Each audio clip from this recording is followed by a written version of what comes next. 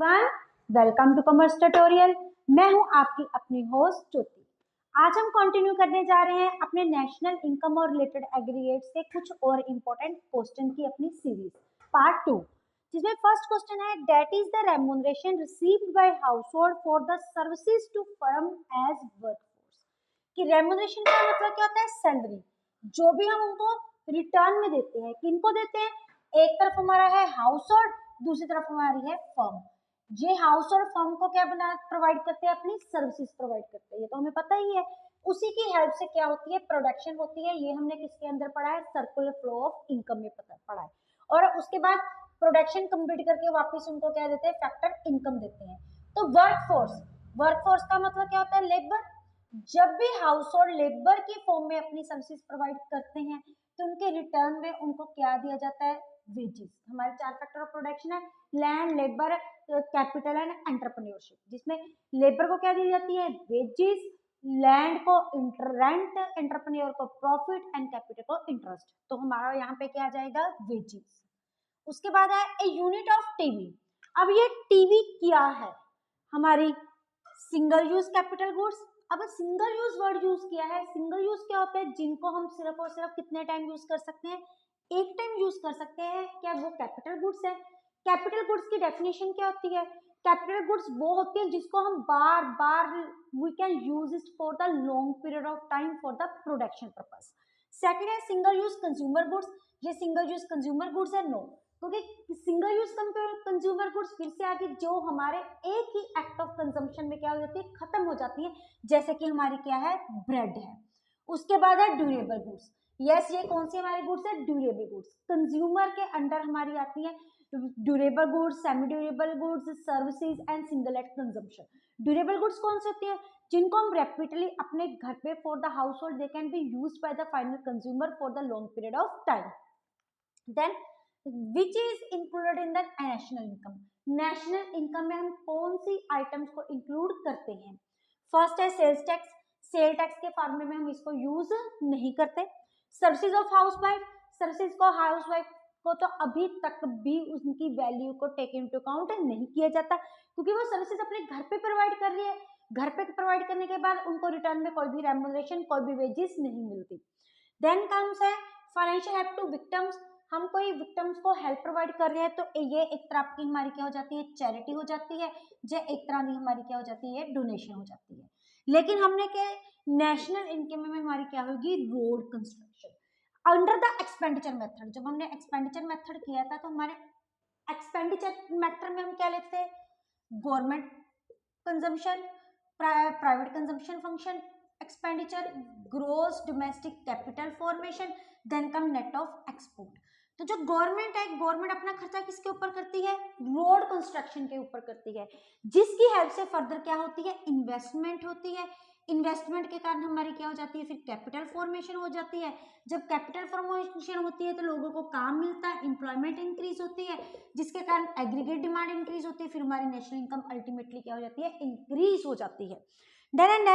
Domestic income does not include. Domestic income में क्या include नहीं किया जाता? डोमेस्टिक इनकम का हमारा एग्रीगेट क्या होता है? NDP at factor cost. ये क्या होता है? हमारे फैक्टर कॉस्ट।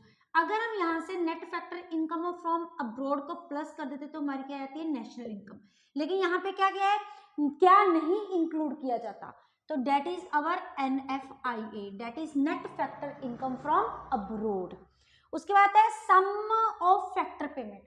जब भी हम फैक्टर पेमेंट को प्लस करते हैं तो हमारे किसके इक्वल आता है? ये हमारे किसके इक्वल आता है? हमारे नेशनल इनकम के इक्वल आता है। क्यों आता है? सबसे पहले ये फैक्टर पेमेंट होती क्या है? ये फैक्टर पेमेंट क्या होती है? जब हम कोई भी गुड्स को प्रोडक्शन करते हैं इन इंडस्ट्रीज, जिसके कारण किसी भी इनपुट को किसमें कन्वर्ट किया जाता है? आउटपुट को। उसके ऊपर होने वाला खर्चा हम क्या बोलते हैं? Factor payment. और ये हमारे किसके अंडर आ जाता है? डेट इज अंडर अवर उसको क्या बोलते हैं? वैल्यू एडेड मेथड, जिसको हम इंडस्ट्रियल ओरिजिन मेथड भी कहते हैं, और जिसको हम एक और नाम से जानते थे, that is our production method. तो इसलिए इस मेथड से हमें क्या फाइंड आउट होता है? GDP at market price. Market price के हम कैलकुलेट करते हैं। लेकिन यहाँ पे sum total of factor payment, factor payment का मतलब मार्केट प्राइस की बजाय किस प्राइस पे, हमारे फैक्टर कॉस्ट पे। तो ये हमारी क्या आ जाएगी, हमारी नेशनल इनकम। नेक्स्ट है statement number 1, stock variables are measured at a particular period of time. हमारे पास 2 वेरिएबल्स होते हैं, एक हमारे पास स्टॉक होता है, दूसरा हमारे पास क्या होता है, फ्लो। स्टॉक में क्या था, जिसमें हम एट ए पर्टिकुलर, एक पर्टिकुलर टाइम पे हम देखते हैं कि हमारे पास क्या अवेलेबल है। लेकिन अगर हम देखें फ्लो में क्या था, टाइम डायमेंशन इंक्लूड होती है over a period of time. तो ये हमारा कौन सा, ये हमारी स्टेटमेंट क्या है, ट्रू है। सेकेंड है production, consumption and capital formation are the vital economic activities. Yes, कल हमने एक क्वेश्चन किया था जिसमें हमारा आया था इकोनॉमिक्स की हमारी 3 इंपॉर्टेंट कंपोनेंट्स होते हैं, वो कौन से होते हैं, प्रोडक्शन, कंजम्पशन और तीसरा हमारा क्या था, इन्वेस्टमेंट। इन्वेस्टमेंट का दूसरा नेम हमारे पास क्या होता है, capital formation. Then comes mixed economy of self employed means. अब हमारा एक इनकम मेथड है, इनकम मेथड में हमारा कीवर्ड क्या था, एम्पायर, जिसमें consumption of employees, profit, interest, rent and royalty. और हमारी एम का मतलब क्या था, मिक्स्ड इनकम। मिक्स्ड इनकम क्या है, क्या वो लोग जो किसी और हेड के अंडर कवर नहीं होते। इसमें क्या आती है, एक तो हमारी सर्विसेज आ जाती थी, एक सेल्फ एम्प्लॉयड पर्सन आ जाते थे। अब इनमें जो होती है इनकम, सेल्फ एम्प्लॉयड पर्सन कोई भी हो सकता है, किसी का शू का बिजनेस हो सकता है, किसी का स्टेशनरी का काम हो सकता है, किसी का कोई और काम, बेकरी का काम हो सकता है। तो इसमें जो हमें इनकम रिसीव होती है वो क्या होती है, इनसेपरेटेबल। इनसेपरेटेबल का मतलब जिसको हम अलग नहीं कर सकते। नेक्स्ट है नेट वैल्यू एडेड। जो हमारे नेट वैल्यू एडेड है वो किसके इक्वल है, फर्स्ट है वेजेस एंड रेंट, नहीं, क्योंकि value of output minus depreciation नहीं, हमारा फार्मूला क्या है, value of output minus intermediate consumption.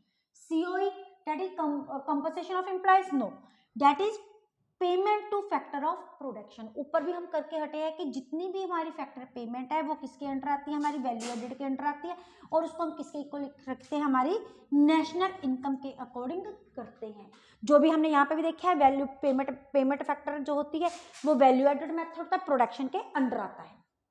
Next हमारा है एनआई डिफर। एनआई मतलब नेशनल इनकम। अब नेशनल इनकम का हमारा एग्रीगेट क्या होता है, NNP eight factor cost differ from NNP eight market price. अब सारा कुछ सेम है, यहाँ पे फर्क किसका है, फैक्टर कॉस्ट और market price.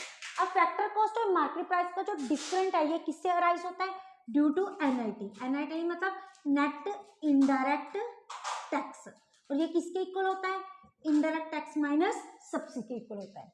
Which is not the component of domestic income. यहाँ पे वर्ड क्या है कि कौन सा डोमेस्टिक इनकम का कंपोनेंट नहीं है। अब डोमेस्टिक इनकम का हमारा क्या होता है, एनडीपी एट फैक्टर कॉस्ट, ये इसका क्या होता है, एग्रीगेट होता है। नेशनल इनकम, डोमेस्टिक इनकम, इनके एग्रीगेट्स के बारे में आपको पता होना चाहिए। फर्स्ट है ऑपरेटिंग सरप्लस। ऑपरेटिंग सरप्लस इसमें इंक्लूड होता है सीओई, कंपनसेशन ऑफ एम्प्लॉयज भी होता है, मिक्स्ड इनकम। यहाँ पे हम ऊपर करके हटे हैं, यहाँ पे हमने एम्पायर का एक फार्मूला देखा था, कहाँ पे है वो क्वेश्चन जिसमें हमने देखा था, हाँ यहाँ पे, जहाँ पे एम्पायर था और उसमें हमारी जो क्या था, net factor income from abroad add up नहीं होती। अगर हम डोमेस्टिक इनकम में net factor income from abroad plus कर देते हैं तो ये किसके इक्वल बन जाता है, हमारा एनआई के, that is net NNP eight factor cost, हमारी नेशनल इनकम के इक्वल ये बन जाएगा। हमने यहाँ पे देखा था हमारा एम्पायर होता है जिसमें इनमें एनआई पे आई लायबल नहीं होता।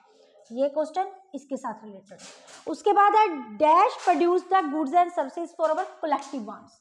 ये कलेक्टिव वांट्स को कौन सी चीज सेटिस्फाई करती है। गवर्नमेंट बजट में हमने देखा था कि 2 टाइप्स की गुड्स होती है, एक होती है हमारी प्राइवेट गुड्स, दूसरी होती है हमारी पब्लिक गुड्स। प्राइवेट गुड्स कौन सी होती हैं, जो एक इंडिविजुअल प्रोड्यूस करता है अपने प्रॉफिट के लिए। लेकिन जो पब्लिक गुड्स होती हैं वो कौन सी होती हैं, जो किसके द्वारा प्रोड्यूस की जाती है, गवर्नमेंट के द्वारा प्रोड्यूस कर दी जाती है for the collective satisfaction of wants, जिसमें सबकी वांट्स को हम क्या कर सके, प्रॉपरली यूज कर सके। जैसे कि कंस्ट्रक्शन ऑफ हमारे क्या हो गया, डैम्स हो गए, कंस्ट्रक्शन ऑफ पार्क हो गया, उनका बेनिफिट किसी एक पर्सन के लिए नहीं होगा, और इनका जो मेन मोटिव है वो प्रॉफिट अर्न करने के बजाय क्या होता है, सोशल वेलफेयर। तो ये हमारा क्या आ जाता है, गवर्नमेंट। नेक्स्ट है if factor cost is more than the market price. अब फैक्टर कॉस्ट, और यहाँ पे हम देख के हटे हैं कि फैक्टर कॉस्ट और हमारी मार्केट प्राइस का डिफरेंस किसका होता है, एनआईटी का। यहाँ पे हमने देखा है, ये रहा। तो अगर उन्होंने बोला है अगर फैक्टर कॉस्ट ज्यादा है एनआईटी से, मार्केट प्राइस मतलब मार्केट प्राइस किसको रिप्रेजेंट कर रही है, एनआईटी को। तो उसका क्या मतलब है, अब देखो एनआईटी किसका डिफरेंस होता है, इनडायरेक्ट टैक्स माइनस सब्सिडीज का, इनका डिफरेंस होता है। तो इसका मतलब ये क्या है, इसकी वैल्यू ज्यादा है, तो इसका मतलब क्या है कि हमारी सब्सिडीज क्या होंगी, ज्यादा होंगी। जैसे कि एक छोटे से एग्जांपल ले रहे हैं, फैक्टर कॉस्ट हमारी है 100 और मार्केट प्राइस हमारी क्या है 90। ये क्यों है, अगर हमारी इनडायरेक्ट कॉस्ट ज्यादा होगी तो हमारी फैक्टर कॉस्ट कम होगी, सब्सिडीज की वैल्यू हमारी क्या है, ज्यादा है, तो इसलिए हमारी फैक्टर कॉस्ट क्या होगी, इस कंडीशन में ज्यादा होगी। नेक्स्ट है dashing in the example of leakage from the circular flow of income. ये कंसेप्ट जो है कि वो हमारे सिलेबस में नहीं है। इससे पहले अगर आप इनका स्क्रीनशॉट लेना चाहते हैं तो ले सकते हैं।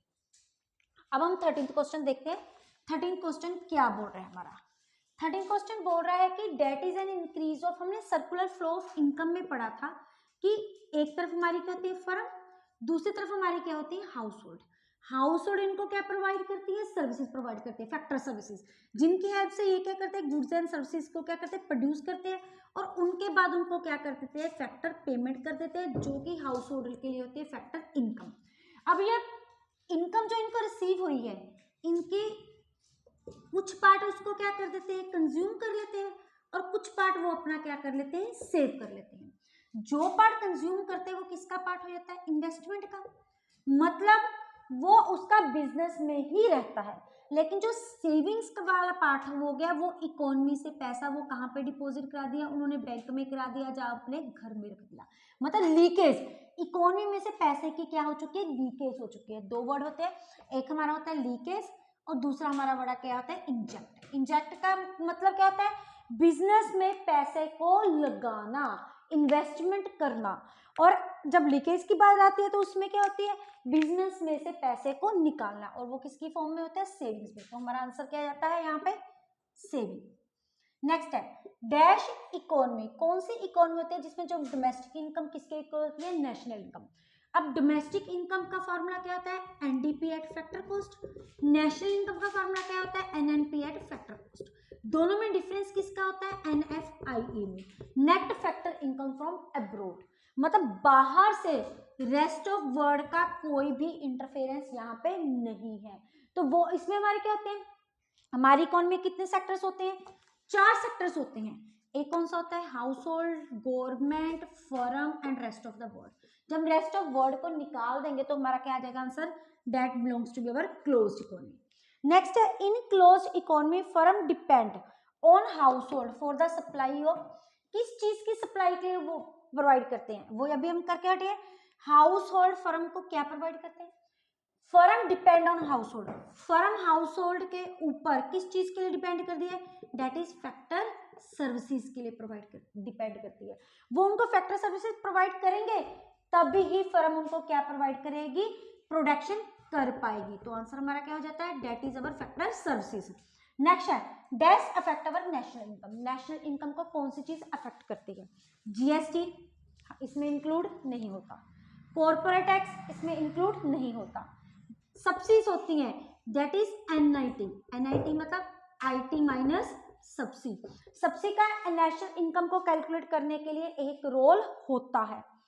ट्रांसफर पेमेंट्स, कल हमने पढ़ा था, ट्रांसफर पेमेंट्स के बारे में पढ़ा था under the balance of payment में, अभी हमने चैप्टर कंप्लीट किया है, उसमें हमने देखा था ट्रांसफर पेमेंट्स कौन सी होती हैं, जो पेमेंट्स सिर्फ एक पार्टी इन्वॉल्व होती है, दूसरी पार्टी का कोई भी इन्वॉल्वमेंट नहीं होता है, इसमें कोई भी फैक्टर सर्विसेज प्रोवाइड नहीं की जाती। जिसकी एग्जांपल क्या थी, ये डोनेशन प्रोवाइड करना, अब मैंने डोनेशन दी है, दूसरी पार्टी ने मेरे को उसकी तरफ कोई भी फैक्टर सर्विसेज नहीं प्रोवाइड की, गिफ्ट दी है, गिफ्ट भी एज ए सिंपल ही होता है। तो ये कौन से ट्रांजेक्शन होते हैं जिनमें एक पार्टी इन्वॉल्व होती है, उसको यूनिलेटरल पेमेंट्स बोलते हैं। यूनि का मतलब क्या होता है, वन, जिसमें कितनी पार्टी इन्वॉल्व होती है, वन, और जिस केस में 2 पार्टीज इन्वॉल्व होती है उसको क्या बोलते हैं, बायलेटरल, और जिसमें 2 से ज्यादा पार्टीज इन्वॉल्व होती है उसको क्या बोलते हैं, मल्टीलेटरल। ये इनकी कुछ टर्म्स है जिनके बारे में आपको पता होना चाहिए। नेक्स्ट है without rendering any real income means, अब ये रियल इनकम क्या होती है, एक हमारे पास क्या था मनी फ्लो, एक हमने क्या बोला था रियल फ्लो। अच्छा रियल इनकम, रियल इनकम वो इनकम होती है जिसमें हम 2 तरह की इनकम होती है हमारी, एक होती है नॉमिनल इनकम, एक हमारे पास हो जाती है रियल इनकम। नॉमिनल इनकम कौन होती है? जब हम नेशनल इनकम कैलकुलेट करते हैं किस प्राइस पे? करंट प्राइस पे। C is knowns to be the current price. जब नेशनल इनकम कैलकुलेट करते हैं बेस प्राइस पे तो उसको हम क्या बोलते हैं? Real income. और रियल बेस प्राइस को एक और नाम से भी जानते हैं, that is our constant price. और इन दोनों में जो इनकम में जीडीपी का इंक्रीमेंट होता है ये किसकी वजह से होती है? It is due to our inflation. ये थे आज का टॉपिक, आज के कुछ क्वेश्चन जो कि एमसीक्यूज रिलेटेड थे हमारे नेशनल इनकम के साथ। साथ में हमारे एमसीक्यूज कंप्लीट हो चुकी हैं। कल हम स्टार्ट करेंगे कुछ असर्शन रीजनिंग और 2 to 3 मार्क्स क्वेश्चन। वीडियो अच्छी लगे इसको लाइक करें, ज़्यादा से ज़्यादा शेयर करें ताकि ये सारे स्टूडेंट्स इससे बेनिफिट उठा सके। और चैनल को सब्सक्राइब करना ना भूलें। Thank you, have a nice